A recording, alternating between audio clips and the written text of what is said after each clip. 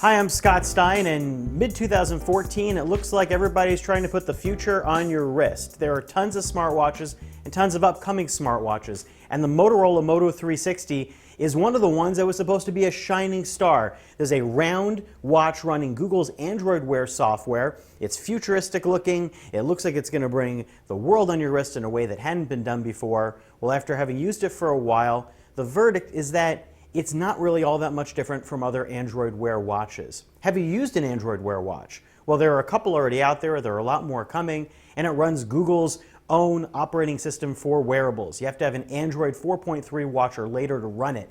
And what it does is you can talk to it. You can get notifications on it. It will also work with compatible apps, just like the Samsung Gear Live or the LG G Watch and others to come.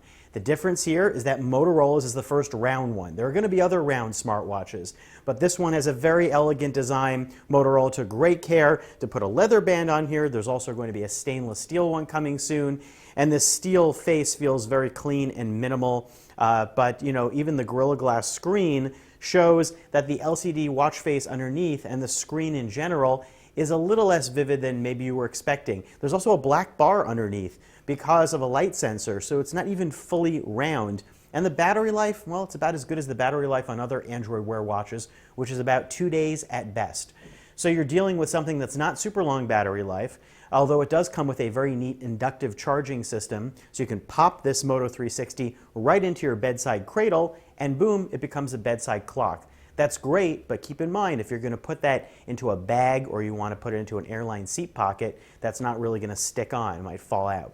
So the Moto 360 is the best looking Android Wear watch, but it's no different than other ones. It can't make phone calls, it's not fully interactive with all of its notifications, and it can get kind of confusing with all the weird ones that pop up. I would have wanted this to be even better. This is the best of the bunch after only 3, but the Moto 360 is definitely grounded from that high-flying futuristic standpoint that we hoped for in the past. My favorite smartwatch is the Pebble Steel. It's nice looking, it works with iOS and Android, and it looks good in broad daylight, has a long battery life, and notifications are easy to read. It doesn't have a touchscreen, it's not all that exciting underneath, but it works. Now, the Moto 360 has a touchscreen, you can talk to it, it has a heart rate monitor, but it's hard to tell what you're really judging other than heart rate, and the battery life is shorter. So maybe I like the design, but it doesn't feel as all day and everyday useful as something like this. Which would you pick? Maybe you like the design here. I still prefer this a bit. I'm Scott Stein at CNET with a look at Moto 360 on my wrist.